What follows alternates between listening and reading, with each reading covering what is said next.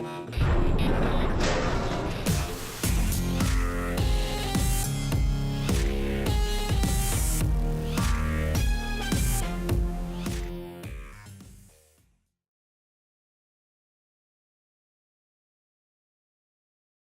sur les questions de l'énergie, moi j'étais président du groupe d'études de l'énergie pendant 10 ans à l'Assemblée nationale, conseiller énergie du candidat Hollande de la campagne présidentielle. Là, je suis depuis ce matin président de la commission d'enquête sur le nucléaire, qui vient d'être créée. Donc l'énergie est un des secteurs sur lequel politiquement j'ai pas mal investi, sans forcément être expert, puisque les politiques ne sont jamais experts. Il faut qu'on reste toujours des généralistes, sinon on perd le contact avec ceux qui ne sont pas experts. Donc comme ça, on ne risque rien.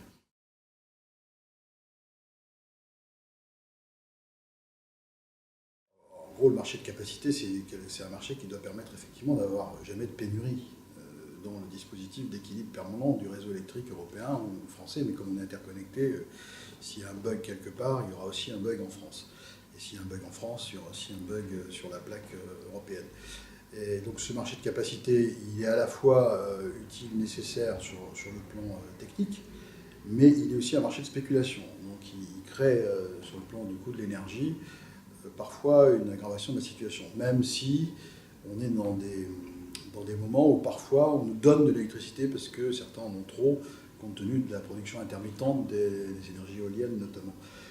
J'ai rajouté récemment dans un texte qui modestement porte mon nom, le marché de l'effacement, qui pour moi est au moins aussi important si ce n'est plus, puisque c'est le marché qui privilégie l'économie d'énergie plutôt que sur la surproduction d'énergie. Et donc pour moi, il n'y a aucun inconvénient à ce que ces dispositifs se développent à l'échelle européenne. Techniquement, on en a besoin. La manière dont ils sont organisés financièrement, on peut éventuellement poser question, mais enfin, ainsi est la libre concurrence.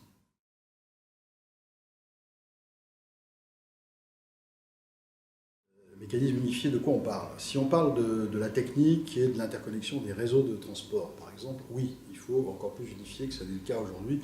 Moi, je défends l'hypothèse d'un grand réseau européen de transport d'énergie avec un seul opérateur, plutôt public, et qui est neutre par rapport à l'ensemble des opérateurs privés. On n'en est pas tout à fait là, on en est là en France, mais on n'est pas là en Europe. Et c'est vrai que ce serait une bonne solution d'unification, si je puis dire, de la partie technique.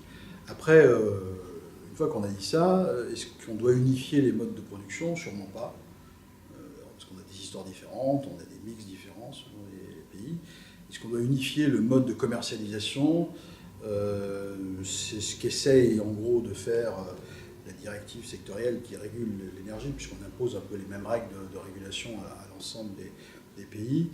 Le seul problème, c'est que l'entrée est une entrée strictement commerce, business, alors que l'électricité est un bien d'intérêt général qui doit être utilisé par tout le monde tout le temps, quelle que soit sa richesse ou sa pauvreté, quelle que soit l'activité économique ou familiale qu'on a.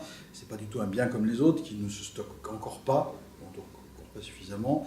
Et donc il y a ça moi je le dénonce depuis très longtemps, il y a une contradiction entre réguler ce secteur en voulant unifier son mode de régulation à l'échelle européenne, le réguler comme n'importe quel autre marché, celui de la vente de cacahuètes par exemple. Donc ça colle pas.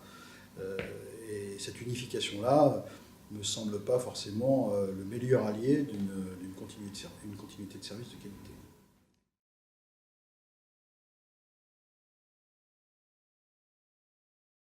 Est-ce que ça va favoriser la précarité? Non, ce qui pose problème aujourd'hui, c'est qu'effectivement, le surenchérissement des coûts de production, soit pour des raisons de diversité, la montée en charge des énergies renouvelables qui coûtent aujourd'hui. Hein. Tant qu'on n'est pas à maturité, ça coûte. La sécurisation du parc nucléaire, quand il y a un parc nucléaire, le dimensionnement des réseaux qui aujourd'hui doivent intégrer des contraintes nouvelles avec des modes de production différents, tout ça coûte. Et tous ces surcoûts font que les prix augmentent. La concurrence a fait plutôt augmenter les prix qu'elle ne les a fait baisser aussi. Parce qu'évidemment, quand il y a un effort de commercialisation qui est fait par 10, alors qu'avant il était fait par 1, l'effort de commercialisation il coûte plus cher globalement.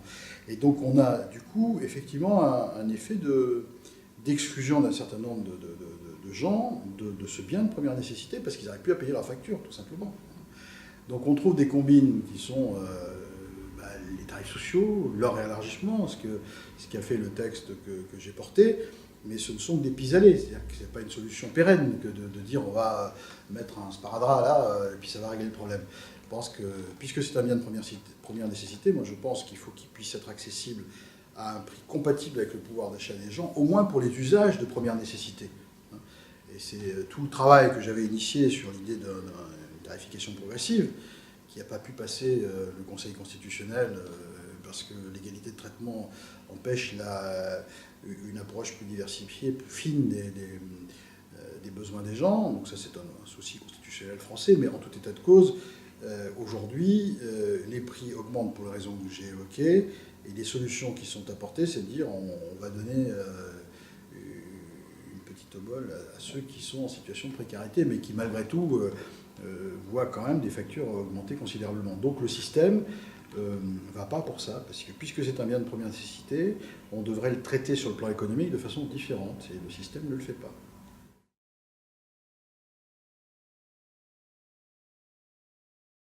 Je crois que le futur européen de l'énergie, c'est que la politique doit s'en mêler. Elle ne s'en mêle pas aujourd'hui. Puisqu'en fait, on est sur le plan technique, en gros, sur le stockage du gaz, sur l'interconnexion des réseaux.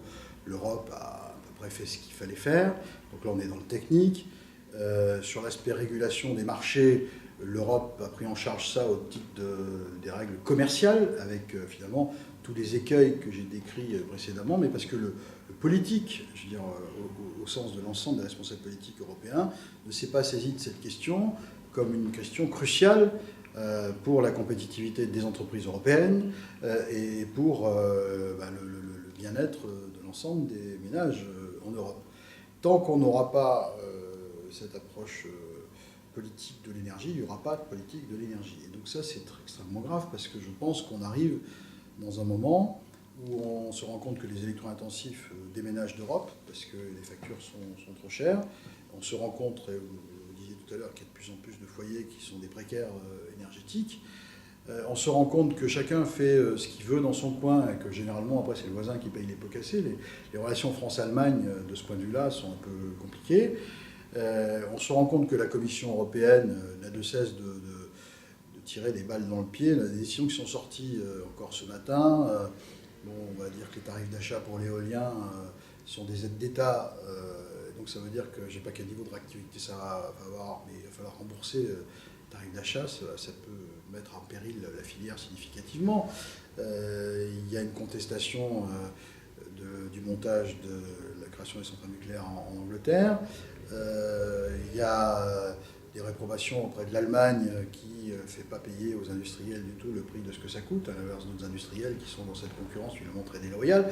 On voit bien qu'aujourd'hui, l'Union européenne, dans cette affaire-là, gère coup par coup ces questions-là, avec la seule obsession des règles concurrentielles, mais ça ne suffit pas, parce que, encore une fois, on ne peut pas traiter de cette question. Je disais des cacahuètes tout à l'heure, mais j'aurais pu prendre des savons ou tout autre type d'exemple de produits qui sont stockables, qui ne sont pas forcément des biens de première nécessité, etc. Là, la permanence du service, jour et nuit, 24-24, cet équilibre, cette obsession de l'équilibre du réseau, le fait qu'on ne stocke pas, tout ça en fait un bien particulier. Et je pense que les États, dans leur débat européen, après les questions financières et bancaires, devraient traiter à même rang de priorité la question de l'énergie, qui est ce qui irrigue la totalité des activités humaines et économiques de notre continent, mais pas seulement du nôtre.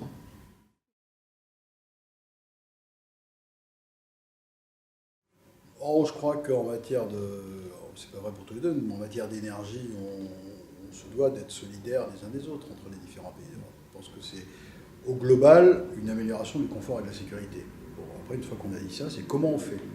Et sur le comment on fait, je dirais qu'il y a presque tout à faire, quoi. Mais on ne va pas revenir en arrière. Je veux dire, la France, déjà, dans son mode d'organisation, est très partageuse.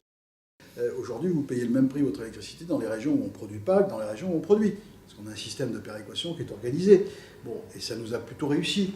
On a plutôt un système électrique qui est parmi les meilleurs, si ce n'est le meilleur. Bon. Donc il n'y a pas de raison que ce modèle-là, il ne vaille pas pour l'ensemble de l'Europe. Après, il y a une autre histoire, il y a des investissements qui ont été faits il y a 30 ans, avant que soit né le commissaire européen qui s'occupe de ça aujourd'hui. Enfin, je plaisante, mais il n'était pas commissaire européen à l'époque, puisque la Commission n'existait pas dans les mêmes conditions. Donc on voit bien qu'on ne peut pas réécrire complètement cette histoire. Elle est là, et heureusement qu'on n'a pas attendu M. Barroso pour créer des centrales de production. Et simplement, c'est vrai que l'Europe a tendance à faire fi complètement et des histoires et des situations. Je vois bien, j'étais membre de la commission Champsor quand on a créé ce qu'on a appelé l'accès régulé nucléaire historique, ce qui s'appelle l'AREN. C'était un débat avec la commission. Faut-il faire la partition du parc nucléaire français, qui pose un problème métaphysique, éthique à la commission. Faut-il brader les concessions hydrauliques, parce qu'il faut qu'il y ait de la concurrence, les autres pays ne le font pas, il faudrait que la France le fasse.